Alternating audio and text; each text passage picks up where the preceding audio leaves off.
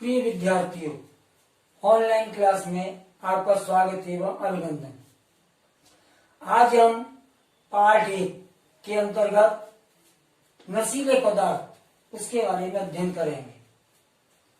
हम जानते हैं कि आजकल समाज में बड़े पैमाने पर नशीले पदार्थों का उपयोग किया जाता है। लोग सुख एवं आनंद की अनुभूति प्राप्त करने के लिए नशीले पदार्थों का उपयोग करते हैं, जो कि एक भ्रम अर्थात भ्रामक रूप होता है।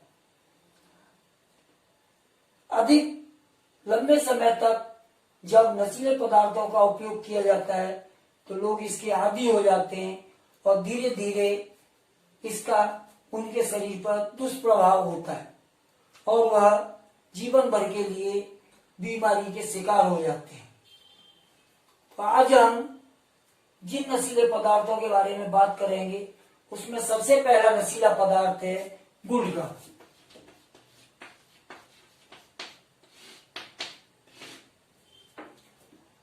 तो जो गुटखा यह सुपारी, सुगंधित पदार्थ, तंबाकू, कत्था, चूना आदि के मिश्रण के द्वारा तैयार किया जाता है।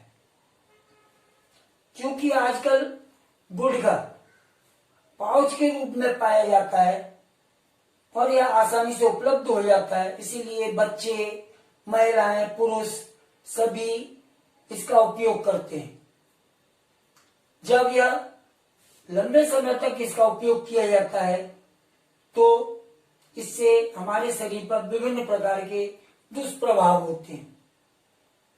इसका उपयोग करने से हमारा जबड़ा कठोर हो जाता है तथा मुंह पूरी तरह से नहीं खुलता और इसके द्वारा एक रोग उत्पन्न हो जाता है।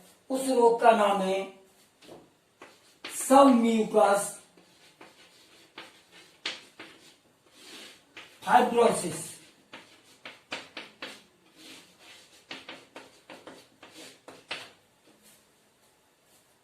इस रोग के द्वारा हमारा जबड़ा कठोर हो जाता तथा मुंह पूरी तरह से नहीं खुल पाता है।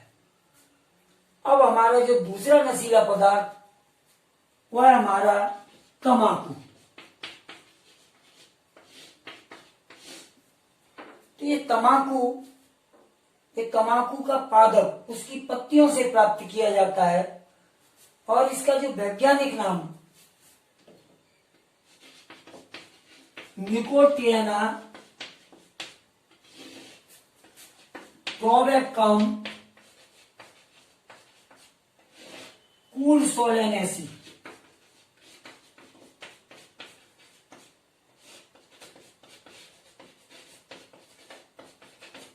कूलसोलेनेसी है। इसमें जो निकोटीन नामक एल्काइड पाया जाता है उसकी मात्रा 1 से लेकर 8% तक होती है। लोग तंबाकू का उपयोग विभिन्न रूपों में करते हैं। कुछ लोग चूने के साथ तंबाकू का उपयोग करते हैं, कुछ पान, गुटखा आदि के रूप में तंबाकू का उपयोग करते हैं, कुछ लोग मंजन के रूप में भी तंबाकू का उपयोग करते हैं, कुछ तंबाकू के पाउडर को सूंघकर उसे नशे के रूप में उसका उपयोग करते हैं तथा अधिकतर लोग बीड़ी, सिगरेट, सिगार, हुक्का आदि के रूप में तंबाकू का उपयोग करते हैं। जब लंबे समय तक तंबाकू का उपयोग किया जाता है तो इससे हमारे शरीर पर अनेक दुष्प्रभाव होते हैं। उनमें सबसे पहला जो दुष्प्रभाव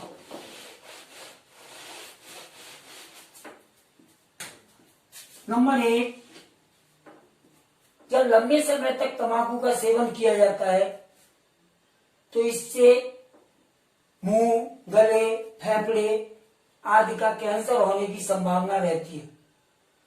दूसरा, तंबाकू में पाई जाने वाला जो निकोटीन नामक एल्काइड वह हमारी धमनियों की भित्तियों को मोटा कर देता है, जिससे हृदय की धड़कन बढ़ जाती है तथा रक्त का प्रवाह धीमा हो जाता है। तीसरा, गर्भवती महिलाओं के द्वारा जब तंबाकू का उपयोग किया जाता है तो उनके गर्भ में जो भ्रूण है उसकी विकास दर मंद पड़ जाती है। और चौथा कारण,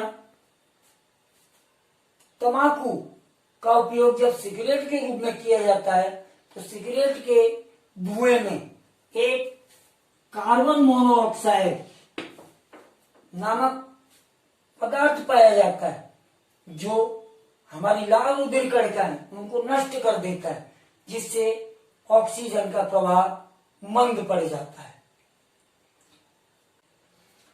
हम जानते हैं कि लोग अधिकतर सिगरेट, बीड़ी आदि के रूप में जब तंबाकू का उपयोग करते हैं तो एक अनुमान के मुताबिक प्रतिवर्ष विश्व में लगभग 60 लाख लोग इस तंबाकू के सेवन से असामयिक मृत्यु का शिकार हो जाते हैं। उनमें से 10 लाख लोग ऐसे होते हैं जो तंबाकू का सेवन नहीं करते, किंतु वह तंबाकू का सेवन करने वालों के जब संपर्क में आते हैं तो जो धुआं श्वास के द्वारा जब उनके अंदर जाता है तो वह भी असामयिक मृत्यु का शिकार हो जाते हैं। अब आगे जो नशीला पदार्थ मदिरा, सामान्य भाषा में हम मदिरा को शराब के रूप में जानते हैं। तो शराब अनेक प्रकार से बनाई जाती है, परंतु सभी प्रकार से बनाई जाने वाली जो शराब, उसका मुख्य जो घटक C2H5OH एथिल एल्कोहल, सभी मदिरा में एथिल एल्कोहल नामक पदार्थ पाया जाता है। जब लंबे समय तक इस मदिरा का उपयोग किया जाता है तो इससे हमारे शरीर के ऊपर अनेक दुष्प्रभाव पड़ते हैं। उसमें सबसे पहला जो दुष्प्रभाव, जब मदिरा का उपयोग किया जाता है तो इसमें पाई जाने वाला एथिल एल्कोहल यह रुधिर के द्वारा हमारे यकृत तक पहुंच जाता है और हमारा यकृत एथिल एल्कोहल को एसीटैल्डिहाइड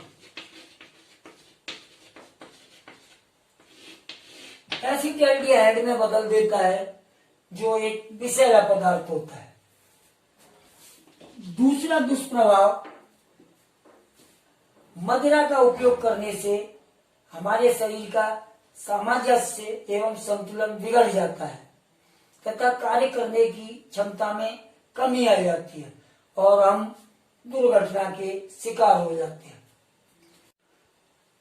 मदिरा का सेवन करने से बसी यकृत नामक रोग हो जाता है, जिससे प्रोटीन एवं कार्बोहाइड्रेट उसके संश्लेषण में कमी आ जाती है। चौथा, अधिक मदिरा का सेवन करने से हमारी स्मरण शक्ति कमजोर पड़ जाती है तथा तंत्रिका तंत्र उसके ऊपर भी प्रभाव पड़ता है। पांचवा बिंदु हमारा, मदिरा का उपयोग करने से आर्थिक हानि के साथ साथ हमारे समाज में मान सम्मान उसको भी ठेस पहुंचती है। अब आगे जो नशीला पदार्थ वह है हमारा अफीम।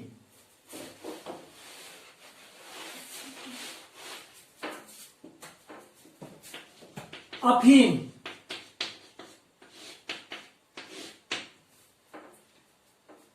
तो अफीम का जो पादप, उसका जो फल, उसके दूध से प्राप्त की जाती है। इसका वैज्ञानिक नाम पेपेबर सोमनिफेरम।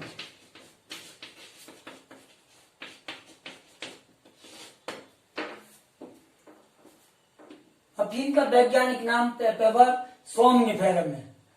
अफीम में लगभग 30 प्रकार के एल्काइड्स पाए जाते हैं, जैसे मार्फीन, कोडीन, पेपेवर, सोमनिफेरिन,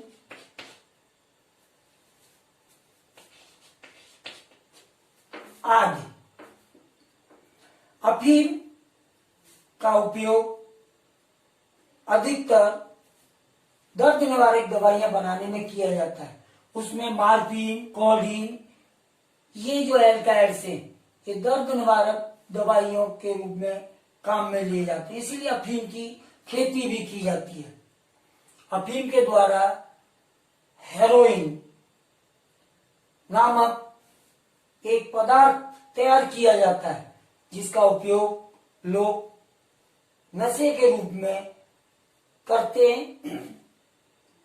आजकल हमने देखा होगा कि समाज में चाहे खुशी का समय हो अथवा गम का, अफीम की हर जगह मनुआर की जाती है।